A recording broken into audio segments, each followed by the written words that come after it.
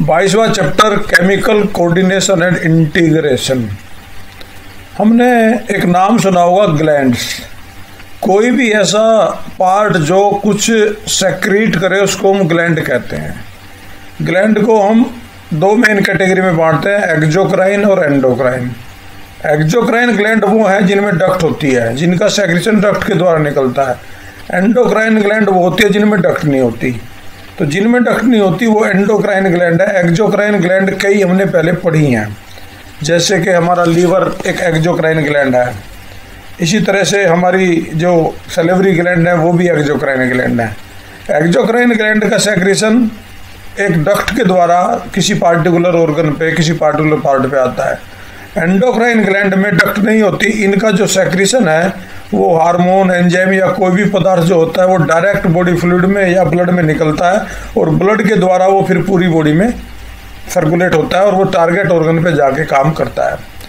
Exocrine gland को भी अगर हम देखें, इसमें डायग्राम दिखाया हुआ है, ये सिंपल भी हो सकती हैं, ब्रांचड भी हो सकती हैं, कोएल्ड भी हो सकती हैं, एल्वुलर भी हो सकती है जिसमें कई एल्वुलाई बने, कंपाउंड भी हो सकती हैं, कंपाउंड में ट्यूबुलर भी हो सकती है, कंपाउंड एल्वुलर भी हो सकती हैं।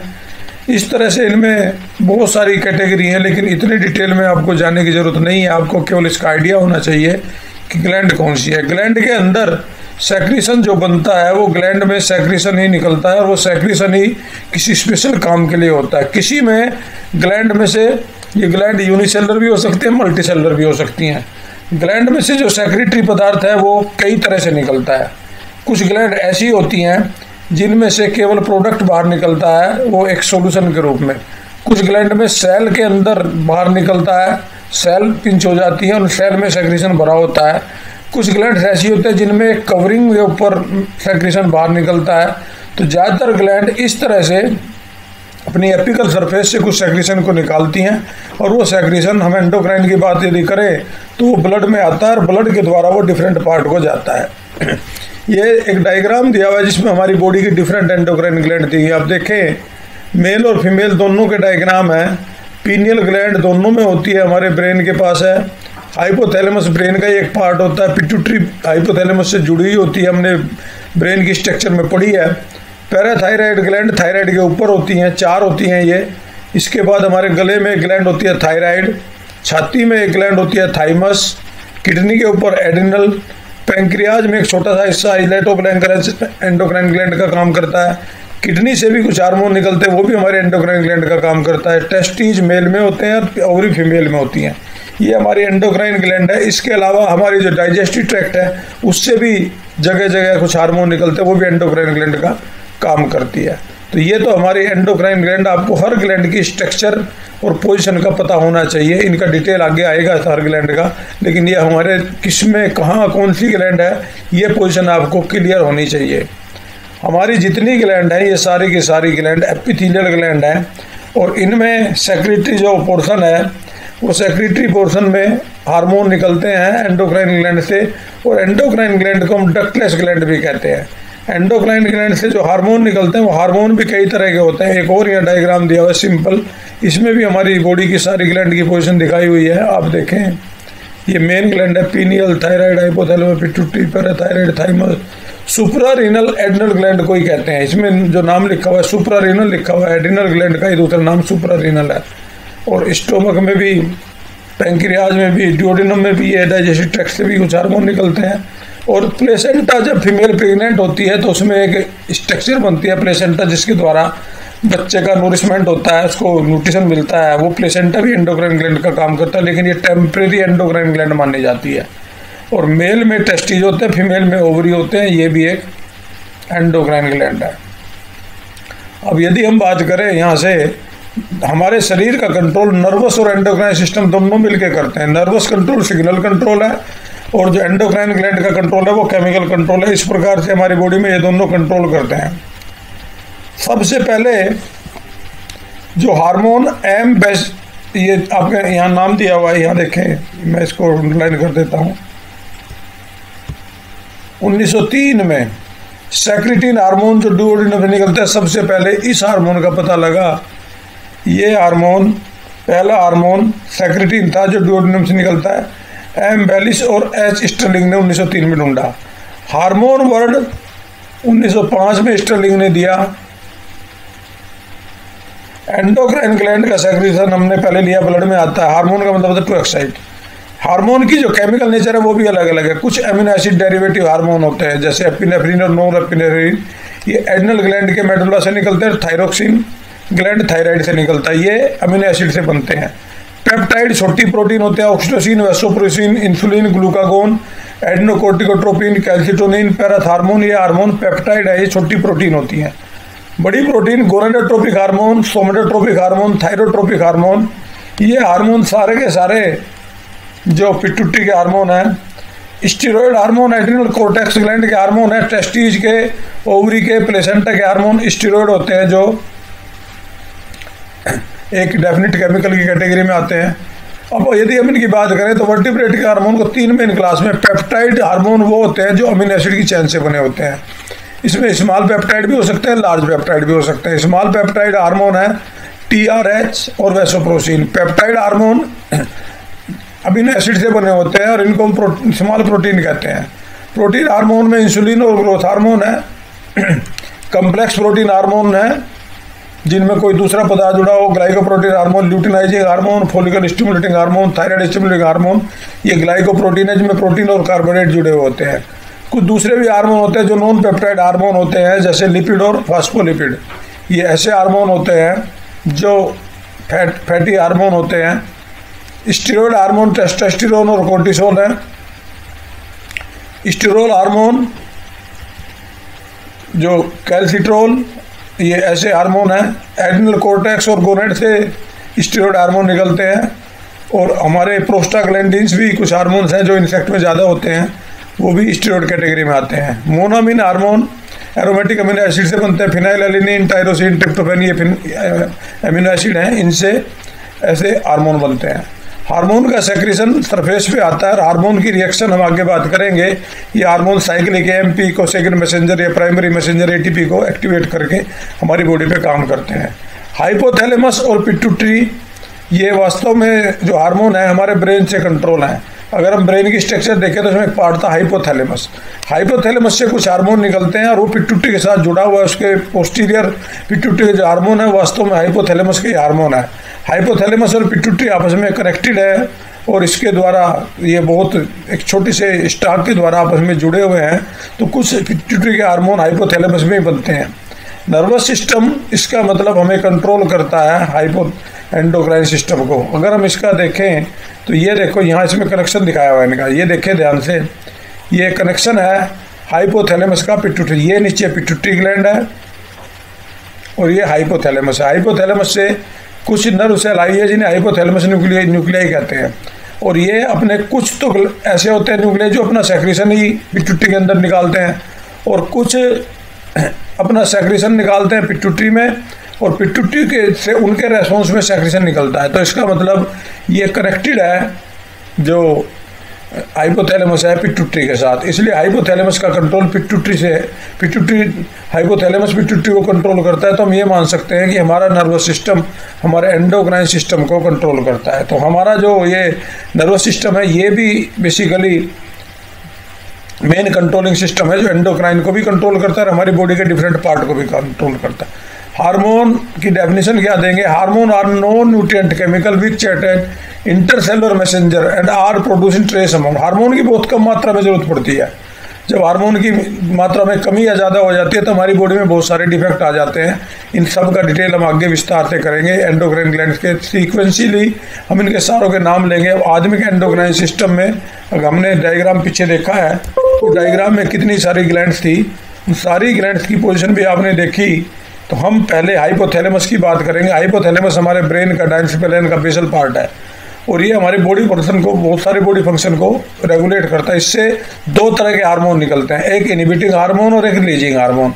इनहिबिटिंग हार्मोन जब निकलेंगे तो पिट्यूटरी से हार्मोन का सेक्रेशन रुक जाएगा और जो रिलीजिंग हार्मोन है जब वो निकलेंगे तो पिट्यूटरी से हार्मोन का सेक्रेशन स्टार्ट हो जाएगा। इसका मतलब ये इंडक्शन भी करती है और रिडक्शन भी करती है, दोनों काम हाइपोथैलेमस करती है। तो हाइपोथैलेमस हमारी पिट्यूटरी को कंट्रोल करती है। हाइपोथैलेमस का नर्वस टिश्यू हाइपोथैलेमस न्यूक्लियाई होते हैं जो पिट्यूटरी ग्लैंड से जुड़े हुए होते हैं। हाइपोथैलेमस से जो हार्मोन निकलते हैं वो रिलीजिंग भी और इनहिबिटिंग भी दोनों तरह के हार्मोन है। जब ये पिट्यूटरी को हाइपोथैलेमस से सिग्नल मिलता है इन हार्मोन के द्वारा, तो पिट्यूटरी या तो हार्मोन को निकालेगी, हार्मोन को इनहिबिट करेगी। पहला हार्मोन है थायरोट्रोपिन रिलीजिंग हार्मोन TRH। ये थायराइड स्टिमुलेटिंग हार्मोन को पिट्यूटरी से निकलने के लिए इंड्यूस करता है। एड्रेनोकोर्टिकोट्रोपिक हार्मोन रिलीजिंग हार्मोन है। ये हार्मोन एड्रेनोट्रोपिक हार्मोन को पिट्यूटरी से निकालने में मदद करता है। गोनाडोट्रोपिक रिलीजिंग हार्मोन ये FSH और LH को रिलीज करने के लिए इंड्यूस करता है। सोमेटोट्रोपिक रिलीजिंग हार्मोन ये ग्रोथ हार्मोन को रिलीज करने के लिए पिट्यूटरी से इंड्यूस करता है। ग्रोथ इनहिबिटिंग हार्मोन ये ग्रोथ हार्मोन को इनहिबिट करता है, इसका सेक्रेशन को कम करता है। Prolactin releasing hormone prolactin hormone को रिलीज करने के लिए इंड्यूस करता है। इसके बाद प्रोलैक्टिन इनहिबिटिंग हार्मोन है, प्रोलैक्टिन हार्मोन के रिलीजिंग को कम करता है। Melanocyte stimulating hormone releasing hormone है जो पिट्यूटरी से MSH को रिलीज को इंड्यूस करता है। और मेलानोसाइट इनहिबिटिंग हार्मोन ये इसके सेक्रेशन को कम करता है। इस प्रकार से आप देखेंगे ये सारे हार्मोन इनहिबिटिंग भी हैं, रिलीजिंग भी है। कोई हार्मोन स्टिमुलेट करता है, कोई हार्मोन इसको इनहिबिट करता है। तो इसके सेक्रेशन के द्वारा ही पिट्यूटरी हार्मोन निकालेगी। जब रिलीजिंग हार्मोन आएगा तो पिट्यूटरी से हार्मोन रिलीज होगा, जब इनहिबिटिंग आएगा तो इनहिबिट होगा। पिट्यूटरी ग्लैंड जो हमारी बॉडी में मास्टर ग्लैंड कहलाती है, ये पिट्यूटरी ग्लैंड बोनी कैविटी जिसको हम सेला टर्फिया कहते हैं उसमें सिचुएटेड होती है और ये हाइपोथैलेमस स्टाक के द्वारा जुड़ी होती है। इसको हम एडिनो हाइपोफाइसिस और न्यूरो दो भागों में बांटते हैं। एडिनो हाइपोफाइसिस के भी दो पार्ट होते हैं, पारस डिस्टलिस और पारस इंटरमीडिया। पारस डिस्टलिस को एंटीरियर पिट्यूटरी कहते हैं, पारस इंटरमीडिया को मिडल पिट्यूटरी कहते हैं। अब इसके जो पारस डिस्टलिस है यानी कि एंटीरियर पिट्यूटरी है, इसके हार्मोन है growth hormone, prolactin, thyroid stimulating hormone, adrenocorticotropic hormone, luteinizing hormone और फोलिकल स्टिमुलेटिंग हार्मोन। और ये जो पारस इंटरमीडिया है इससे केवल एक ही हार्मोन निकलता है, मेलानोसाइट स्टिमुलेटिंग हार्मोन MSH। आदमी में ये पारस इंटरमीडिया वास्तव में जो एंटीरियर पिट्यूटरी के साथ मर्ज होती है और जो न्यूरो हाइपोफाइसिस है उसको वो पोस्टीरियर पिट्यूटरी है, उससे दो मेन हार्मोन निकलते हैं, ऑक्सीटोसिन और वेसोप्रोसिन। वास्तव में ये हार्मोन बनते तो हाइपोथैलेमस में, लेकिन ये एक्सोन के द्वारा न्यूरो हाइपोफाइसिस में आके पोस्टीरियर पिट्यूटरी में आके ये सेक्रेट हो जाते हैं। अब इनकी अगर हम बात करें तो ग्रोथ हार्मोन हमारे ग्रोथ के लिए रेस्पॉन्सिबल है, इसकी कमी से हमारी ग्रोथ कम हो जाती है, आदमी ड्वार्फ हो जाता है। प्रोलैक्टिन हार्मोन मेमोरी ग्लैंड्स को कंट्रोल करता है और उनमें मिलकर secretion. TSH hormone thyroid gland पे एक्ट करता है, थायराइड ग्लैंड से थायरोक्सिन हार्मोन निकालने में मदद करता है। ACTH एड्रिनल कोर्टेक्स ग्लैंड पे मदद करता है जिससे ग्लूकोकोर्टिकोइड निकलने में मदद करती है। LH और FSH हमारे रिप्रोडक्टिव ऑर्गन पे काम करते हैं और वहाँ से हार्मोन निकालते हैं। मेल में LH जो स्पर्म के सिंथेसिस के लिए या टेस्टिस से हार्मोन निकालने में मदद करता है, और FSH और जो LH है ये फीमेल में ओवम से मैच्योरेशन के लिए मदद करता है और इस प्रकार से कॉर्पस ल्यूटियम को प्रेगनेंसी के टाइम मेंटेन करता है। MSH मेलानोसाइट स्टिमुलेटिंग हार्मोन हमारी स्किन के पिगमेंट के लिए रेस्पॉन्सिबल है, हमारा जो कलर है वो MSH हार्मोन से। ऑक्सीटोसिन हार्मोन हमारी बॉडी की मसल कॉन्ट्रैक्शन पे काम करता है। फीमेल में ये यूटेरस की जब बच्चा पैदा होता है तो उस टाइम यूटेरस के कॉन्ट्रैक्शन में मदद करता है ताकि इजीली बच्चा पैदा हो जाए, और मिल्क का सेक्रेशन भी इंड्यूस करता है। वैसोप्रोसिन ओस्मो रेगुलेशन को कंट्रोल करता है, इसको हम एंटी डायबिटिक हार्मोन भी कहते हैं। पिट्यूटरी ग्लैंड पिंक कलर की एक छोटी सी ग्लैंड है जो 1.3 सेंटीमीटर डायमीटर में होती है और 0.5 ग्राम इसका वजन होता है, और ये हाइपोथैलेमस के साथ जुड़ी हुई है, जिस उसकी स्टाक जुड़े उसको इन्फेंटिबुलम कहते हैं। इसके लोब की हमने बात की थी, FSH हार्मोन हमने ले लिया, ये फोलिकल स्टिमुलेटिंग हार्मोन है, और ICH और LH हार्मोन ये भी हमने पहले ले चुके। ये LH हार्मोन ओवुलेशन को मदद करता है, और प्रोलैक्टिन हार्मोन मिल्क सेक्रेशन और हमारी जो फीमेल में जो मेमोरी ग्लैंड्स हैं उनके मैच्योरेशन में और मिल्क फॉर्मेशन में मदद करता है। कंट्रोल ऑफ प्रोलैक्टिन ये हाइपोथैलेमस के कंट्रोल में होता है, हाइपोथैलेमस से ये हार्मोन आता है तो ये कंट्रोल करते हैं। हमने पहले भी जिक्र किया कि हाइपोथैलेमस जो ग्लैंड है वो इन सबको कंट्रोल करते हैं, उससे रिलीजिंग हार्मोन और स्टिमुलेटिंग हार्मोन निकलते हैं। अब इनके ग्रोथ हार्मोन के डिसऑर्डर 3 हैं। अगर ग्रोथ हार्मोन हमारे अर्ली शॉर्टेज हो जाती है तो ड्वार्फ हो जाता है, ड्वार्फ में, लेकिन इस ड्वार्फ में नॉर्मल इंटेलिजेंस होती है। हम आगे पढ़ेंगे एक और है जो कमी, एक ड्वार्फिज्म उसकी थायराइड हार्मोन की कमी से होता है, उसमें इंटेलिजेंस नहीं होती, लेकिन पिट्यूटरी ड्वार्फ में इंटेलिजेंस होती है।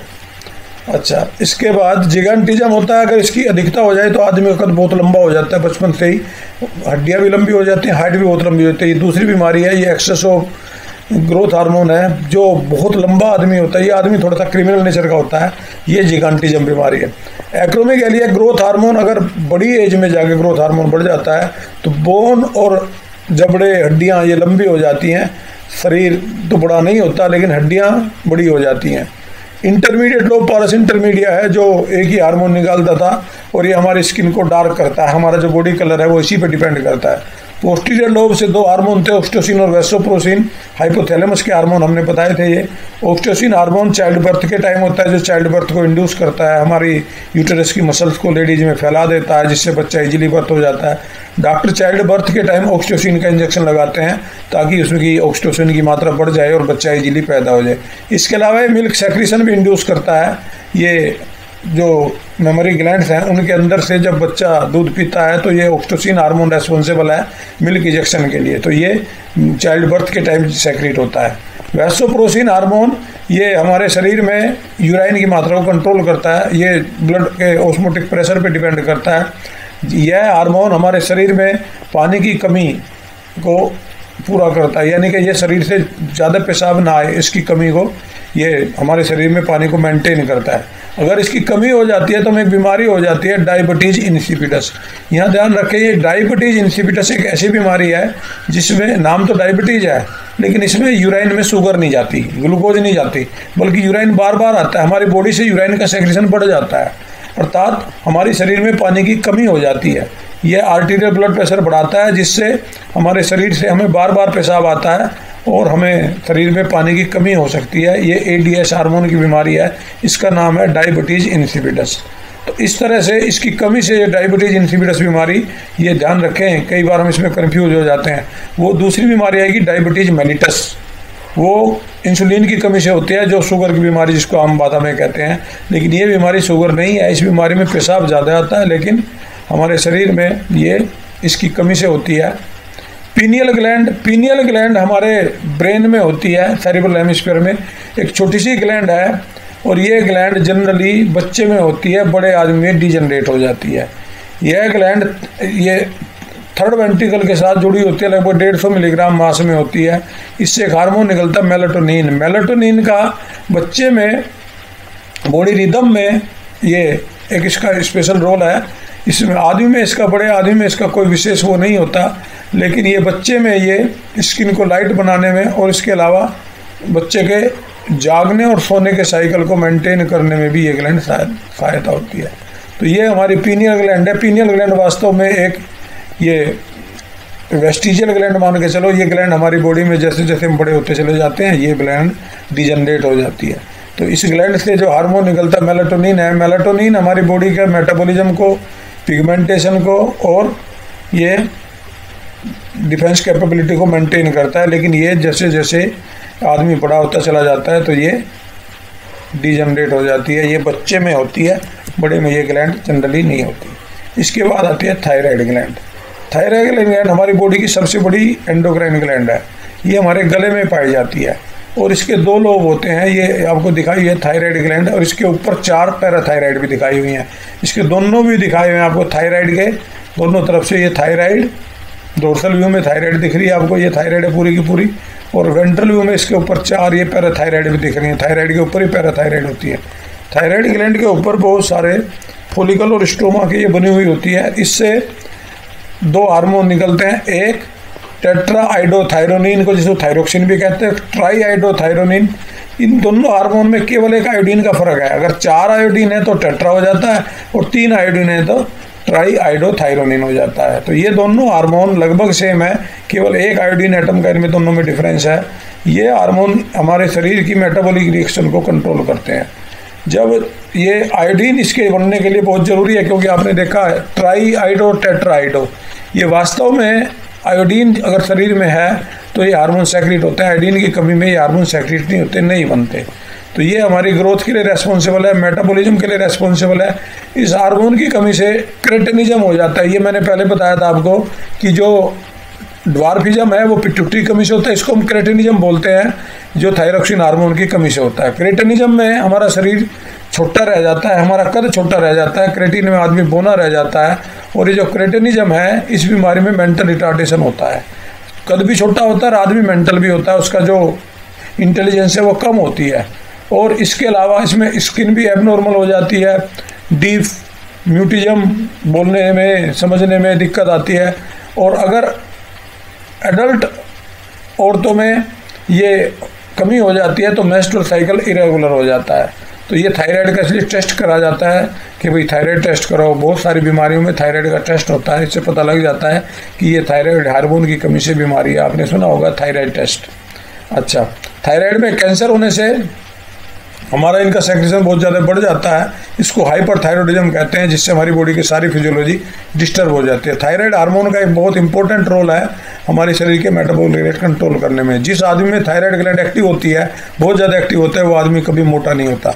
ये हमारी बॉडी से जो फालतू हमने भोजन वगैरह खाया उसका मेटाबॉलिज्म कंट्रोल करती है, इसलिए थायराइड ग्लैंड को एक्टिव रखना बहुत ज़्यादा ज़रूरी है। थायराइड ग्लैंड हमारे शरीर के लिए बहुत ज़्यादा इम्पोर्टेंट है। जिन आदमियों की थायराइड ग्लैंड इनएक्टिव होती है, कम एक्टिव होते हैं, वो आदमी मोटे हो जाते हैं और वो आदमी थोड़े से मेंटल भी होते हैं। और ये थायराइड ग्लैंड खाने पीने चाहे वो कुछ भी ना खाए फिर भी आदमी मोटा हो जाएगा। और जो आदमी की थायराइड ग्लैंड ज़्यादा एक्टिव है वो आदमी कुछ भी ना खाए फिर भी कितना ही खा ले मोटा नहीं होगा। ये ग्लैंड हमारे मेटाबॉलिक इसको कंट्रोल करती है और मेंटल एबिलिटी भी इसी पे डिपेंड करती है। अब इसकी थायराइड ग्लैंड के ज़्यादा सेक्रेशन से हमें बीमारी हो जाती है ग्रेव डिजीज, जिसको एक्सोप्थेल्मिक गोइटर भी कहते हैं। इसमें हमारा गला सूज जाता है, ये ग्लैंड बढ़ जाती है और गले में बहुत मोटा होकर सूजन आ जाती है, मेटाबॉलिक रेट भी हमारा बढ़ जाता है, आंखें बाहर को निकलने लग जाती है, ऐसा लगता है बहुत मोटी मोटी आँखें हो जाती हैं। वो भी जो एक्सोप्थेल्मिक गोइटर में इसमें आँखें बहुत ज़्यादा बढ़ जाती हैं। इसके अलावा हमारे अंदर जो एंटीबॉडी प्रोडक्शन की है वो बढ़ जाती है। इसका कमी से हमें दो बीमारी होती है, क्रेटिनिज्म और मिक्सोडेमा। क्रेटिनिज्म में बोनापन मैंने बता दिया पहले, और जो मिक्सोडेमा होता है इसमें क्या होता है कि मिक्सोडेमा में बॉडी जब इसकी कमी हो जाती है तो आदमी मोटा हो जाता है, आदमी मोटा हो जाता है और उसकी जो इंटेलिजेंस है वो कम हो जाती है। तो इससे ये जो गोइटर है और स्किन में स्वेलिंग भी आ जाती है, सेक्सुअल डेवलपमेंट भी घट जाता है। लेकिन इसकी कमी हमारे जनरली भोजन से, खान पान के डिस्टर्बेंस से ज़्यादा होती है। इसके अलावा हम एक्टिव रहेंगे तो जनरली इसकी कमी नहीं होती।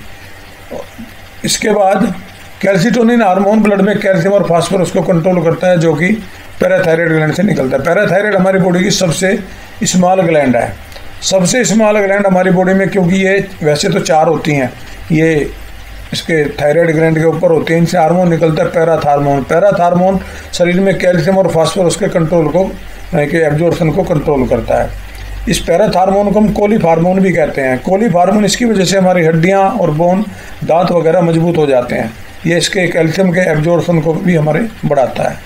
इसके कमी से हमारे शरीर में जो इसकी कोलिफ हार्मोन या पैराथार्मोन की कमी हो जाती है तो हड्डियां कमज़ोर हो जाती हैं, कैल्शियम आयन की शरीर में कमी हो जाती है, और जिससे हमारी मसल्स भी ठीक से काम नहीं करती।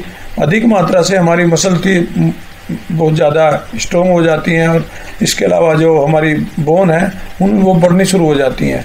और इससे हड्डियों में अगर इसकी बहुत ज़्यादा अधिकता हो जाती है तो उससे कैंसर की भी संभावना बढ़ जाती है। और इसके अलावा हमारे हड्डियाँ मजबूत हो जाती हैं, उनकी शेप बिगड़ जाती है और वो आसानी से टूट जाती हैं। इसके अलावा अगर इसका इलाज हो जाता है, हम इसको कैल्शियम को खाने में परहेज से या दूसरी चीज़ें कम करके हम इसको कंट्रोल कर सकते हैं।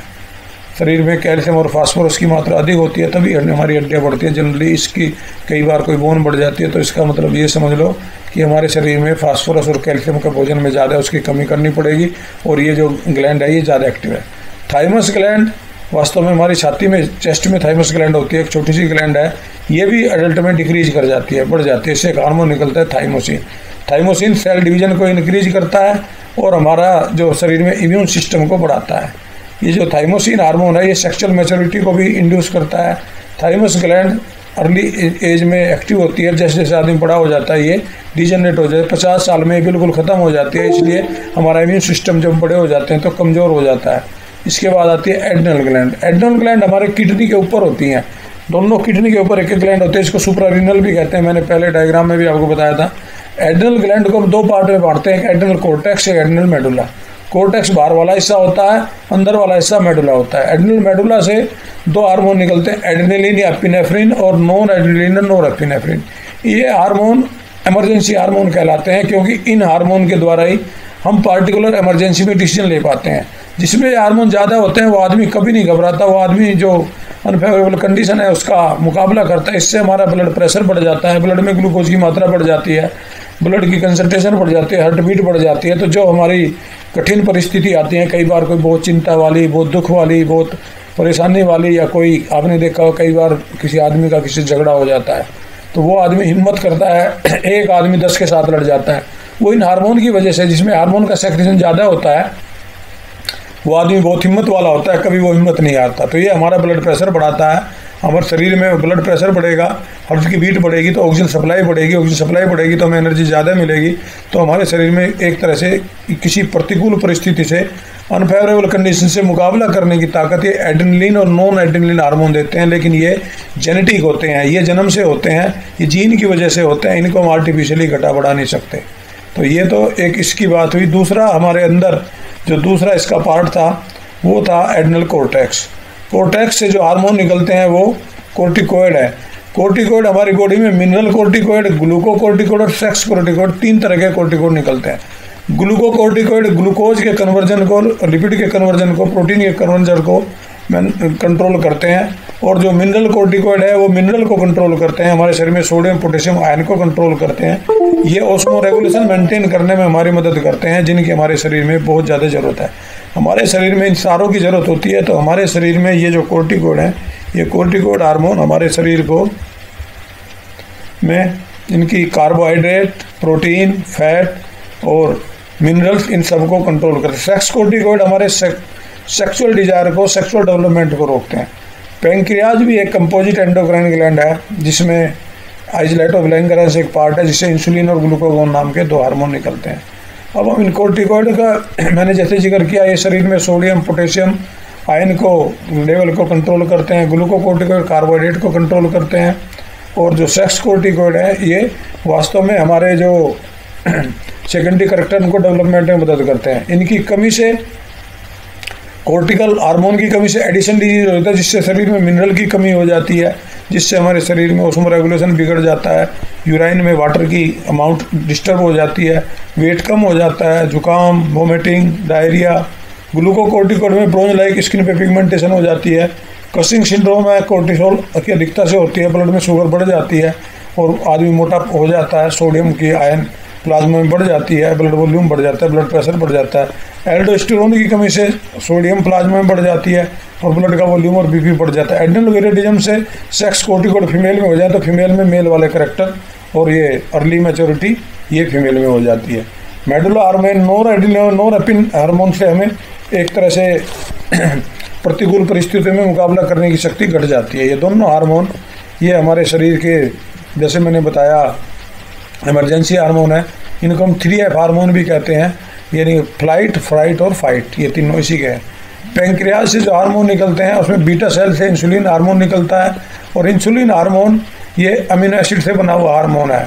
ये हार्मोन हमारे शरीर में ब्लड को में शुगर के लेवल को मेंटेन करता है। इसकी कमी से हमारे शरीर में, इंसुलिन की कमी से डायबिटीज़ बीमारी हो जाती है। डायबिटीज़ बीमारी ये मैंने पहले बताया था, ये बीमारी शुगर की बीमारी है, इसको हम डायबिटीज़ मेलिटस कहते हैं। एक डायबिटीज़ जो पहले आई थी वो वैसोप्रोसीन की कमी से, उसका नाम डायबिटीज़ इंसिपिडस था, उसमें पेशाब हमें ज़्यादा आता था। इसमें ग्लूकोज की मात्रा ब्लड में बढ़ जाती है, उसको हाइपरग्लाइसीमिया कहते हैं और फिर पेशाब में वो ग्लूकोज का सेक्रेशन हो जाता है। तो ये डायबिटीज़ बहुत खतरनाक बीमारी है, इसमें आदमी की रेजिस्टेंस पावर भी कम हो जाती है। डायबिटीज़ 2 तरह की होती है, एक इंसुलिन डिपेंडेंट, एक इंसुलिन इंडिपेंडेंट। ये हम जेनेटिक्स में +2 में डिटेल में पढ़ेंगे, लेकिन अभी आप केवल ये समझ लें कि ये जो हार्मोन है, ये हार्मोन हमारे ब्लड में ग्लूकोज की मात्रा को कंट्रोल करता है। जब तक हमारे शरीर में इंसुलिन की मात्रा ठीक रहेगी, हमें शुगर की बीमारी नहीं हो सकती। ग्लूकागोन हार्मोन में 29 अमीनो एसिड होते हैं, ये अल्फा सेल से निकलता है और ये ग्लूकागोन इंसुलिन का एंटागोनिस्टिक है, इंसुलिन का अपोजिट है। ये हमारे शरीर में ग्लूकागोन हार्मोन ये ग्लूकोज की मात्रा को बढ़ाता है, वो इंसुलिन घटाता है, ये बढ़ाता है, दोनों मिलजुल के काम करते हैं। जब ब्लड में इंसुलिन की कमी ग्लूकोज की कमी हो जाती है तो ये लीवर से ग्लाइकोजन को तोड़ देता है, इसको कहते हैं ग्लाइकोजेनोलाइसिस। इस प्रकार से ये दोनों हार्मोन मिलजुल के काम करते हैं। तो ये हाइपरग्लाइसेमिक हार्मोन है और वो हाइपोग्लाइसेमिक हार्मोन है, वो ग्लूकोज की मात्रा को घटाता है और ये ग्लूकागोन बढ़ाता है, दोनों मिलजुल के काम करते हैं। जब आपस में इनकी मात्रा बढ़ जाती है तो फीडबैक कंट्रोल के द्वारा ये अपने आप एक दूसरे को कंट्रोल कर देते हैं। इसके बाद आते हैं testes. Testes male reproductive organ है, मेल का जो मेन प्राइमरी ऑर्गन है वो टेस्टीज है। टेस्टीज के अंदर ही हमारे जो स्पर्म बनते हैं और टेस्टीज के अंदर सेमिनिफेरस ट्यूब्यूल हैं, उनमें लीडिंग सेल या इंटरस्टिशियल सेल हैं जो एक हार्मोन बनाते हैं, जो मेल हार्मोन जिसका एंड्रोजनस टेस्टोस्टेरोन कहते हैं। टेस्टोस्टेरोन हार्मोन हमारे सारे मेल कैरेक्टर के लिए रेस्पॉन्सिबल है। हमारी जो मेल एक्टिविटी है, हमारी जो मूछ दाढ़ी का डेवलपमेंट है, हमारे जो रिप्रोडक्टिव ऑर्गन का डेवलपमेंट है, हमारे जो ये स्पर्म फॉर्मेशन का डेवलपमेंट है, ये सारा का सारा इसी के अंडर में होते हैं। टेस्टीज हमारा मेल हार्मोन है और ये टेस्टीज हार्मोन से ही स्पर्म बनते हैं। और ये हार्मोन की अगर इसकी कमी हो जाती है तो आदमी में मेल में कैरेक्टर डेवलप नहीं होते, उसमें प्यूबर्टी नहीं आती, जिससे आदमी में मसल्स भी कम डेवलप रह जाती हैं, टेस्टीज भी डेवलप नहीं होते, स्पर्म भी नहीं बनते। फीमेल में जो है ये ओवरी होती है और फीमेल में जो हार्मोन बनते हैं वो फीमेल रिप्रोडक्टिव को कंट्रोल करते हैं। अगर इनका अधिक सेक्रेशन हो जाता है तो प्यूबर्टी जल्दी आ जाती है, रिप्रोडक्टिव ऑर्गन ज़्यादा डेवलप होते हैं, स्पर्म खूब बनते हैं, आवाज़ ज़्यादा फास्ट हो जाती है। मेल में पेनिस का डेवलपमेंट बहुत ज़्यादा होता है, मसल और इनमें सेक्सुअल करेक्टर भी ज़्यादा डेवलप होते हैं। अगर इसकी कमी हो जाती है तो मेल में करेक्टर डेवलप नहीं होते, तो वो मेल स्टेराइल रह जाता है और उसमें फीमेल वाले करेक्टर डेवलप हो जाते हैं, उसकी जो ब्रेस्ट हैं वो डेवलप हो जाती हैं। ओवरीज में जो हार्मोन निकलता है वो प्रोगेस्टेरोन और एस्ट्रोजन होते हैं, ये फीमेल करेक्टर के डेवलपमेंट के लिए ज़रूरी हैं। अगर फीमेल में इनकी अधिकता हो जाती है तो फीमेल में भी वही स्थिति है, फीमेल के करेक्टर जल्दी डेवलप होते हैं, इसमें प्यूबर्टी जल्दी आती है। रिलैक्सिन हार्मोन गेस्टेशन पीरियड के बाद निकलता है, ये ओवरी को रिलैक्स करता है, जिसकी वजह से बच्चा आसानी से पैदा हो जाता है, कार्पस ल्यूटियम को मेंटेन करता है। ये फीमेल में होता है और वो जो टेस्टोस्टेरोन है वो मेल में होता है, ये हमारे सेकेंडरी सेक्सुअल करेक्टर को डेवलप करते हैं। प्लेसेंटा केवल उस टाइम सेक्रेट बनता है जब फीमेल प्रेग्नेंट होती है। प्लेसेंटा माँ के ब्लड में 3 हार्मोन निकलता है, एस्ट्रोजन, प्रोगेस्टेरोन, एचसीजी और human placental lactogen. Human placental lactogen एक जब इसमें प्रेगनेंसी का टेस्ट करते हैं तो हम इसी हार्मोन का टेस्ट करते हैं, ब्लड में अगर ये हार्मोन है तो इसका मतलब फीमेल प्रेग्नेंट है। तो ये जो हार्मोन है, ये हार्मोन से हमें पता लग जाता है कि फीमेल प्रेग्नेंट है। ये हार्मोन जो एस्ट्रोजन और प्रोगेस्टेरोन है, ये मेल और फीमेल के हार्मोन को, ये उनके ही सप्लीमेंट है। फीमेल में जो फीमेल हार्मोन है उनके सप्लीमेंट हैं, थोड़ी मात्रा में निकलते हैं और उसकी मात्रा बढ़ जाती है, जिससे प्रेगनेंसी मेंटेन होती है। प्लेसेंटा प्रेगनेंसी मेंटेन के लिए रेस्पॉन्सिबल है। ये फीडबैक कंट्रोल से ये हार्मोन हमारे शरीर में अपनी अमाउंट को ऑटोमेटिक कंट्रोल कर लेते हैं। हमारे शरीर में एक बहुत अच्छी बात है, हर हार्मोन की अमाउंट अपने फीडबैक कंट्रोल के लिए अपनी अमाउंट को घटाने बढ़ाने में मदद करती है। लेबर पेन जब होती है तो ऑक्सीटोसिन हार्मोन यूटेराइन कॉन्ट्रैक्शन को बढ़ाता है। ऑक्सीटोसिन हार्मोन हमने बताया था पिट्यूटरी हार्मोन है, इससे कंट्रोल होता है। इसके अलावा हमारा हार्ट, किडनी और गैस्ट्रोइंटेस्टाइनल ट्रैक्ट से भी कुछ हार्मोन निकलते हैं। इनको जैसे सब हार्ट की वाल है, इससे हार्मोन निकलता है ANF, जिसको हम कहते हैं एट्रियल नाइट्रेटिक फैक्टर, जो बीपी को बढ़ा देता है। जब ब्लड प्रेशर बढ़ जाता है तो ये बीपी को घटाता है, ब्लड प्रेशर कंट्रोल करने के लिए है। लेकिन ये इसकी हार्मोन बड़ी एज में जाके कम हो जाता है, जिससे बड़े आदमी का ब्लड प्रेशर बढ़ जाता है। ये जब तक बच्चा यंग रहता है, जब तक यूथ रहता है, तब तक ये हार्मोन बैलेंस करता रहता है, बाद में इन हार्मोन का सेक्शन घट जाता है। रेनिन हार्मोन किडनी से निकलता है, जब ये टिश्यू फ्लूइड में निकलता है, ये हमारे शरीर में रेनिन एंजियोटेंसिन साइकिल चलाता है, जो हमने एक्सक्रीशन वाले चैप्टर में लिया था। ये एड्रिनल ग्लैंड को स्टिमुलेट करता है एल्डोस्टेरोन निकालने के लिए, ताकि सोडियम और पोटेशियम का हमारे शरीर में एब्जॉर्प्शन बढ़ता रहे। जस्टाग्लोमेरुलर सेल किडनी की इरिथ्रोपोइटिन हार्मोन निकालती है, जो RBC के फॉर्मेशन को इंड्यूस करता है। इसके अलावा हमारे एंडोक्राइन सेल हमारी कुछ डिफरेंट ऑर्गन में, डाइजेस्टिव ट्रैक्ट में, जैसे स्टोमक से गैस्ट्रिन हार्मोन निकलता है। ये गैस्ट्रिक हार्मोन जब निकलता है, जब स्टोमक में भोजन जाता है, तो उससे HCl हार्मोन का सेक्रेशन और जो ये गैस्ट्रिक जूस का सेक्रेशन इसको बढ़ा देता है।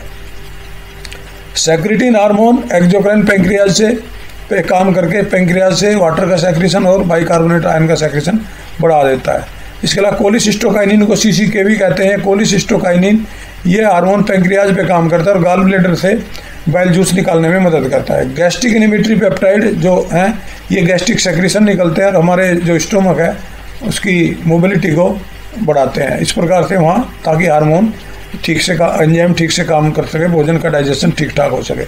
इसके अलावा कुछ दूसरे प्रोटीन फैक्टर भी हैं जो हमारे शरीर की रिपेयर और उसके लिए ज़रूरत होती हैं। म्यूकस मेम्ब्रेन हार्मोन ये डिफरेंट हार्मोन है, इन्हीं का जिक्र है। जैसे ये गैस्ट्रिन हार्मोन स्टोमक से निकलता है, secretin hormone sodium carbonate pancreas से निकलता है, कोलिसिस्टोकाइनिन हार्मोन ये पेंक्रियाज से को स्टिमुलेट करता है और ये गॉल ब्लैडर से। एंट्रोगेस्टोन हार्मोन गैस्ट्रिक कंस्ट्रक्शन को कम करता है। एंट्रोक्राइनिन हमारे जो ये क्रिप्टोग्लिसरीन है ये हमारी इंटेस्टाइन में होते हैं, इंटेस्टाइन जिसको निकालने में होता है। डिओक्राइनिन हमारी जो म्यूकस और ब्रून ग्लैंड इंटेस्टाइन की है उनको विकस निकालने में मदद करता है। विलिकाइनिन हमारे आंत में विलाई से सेक्रेशन को मदद करता है। ये हमारे हार्मोन्स थे।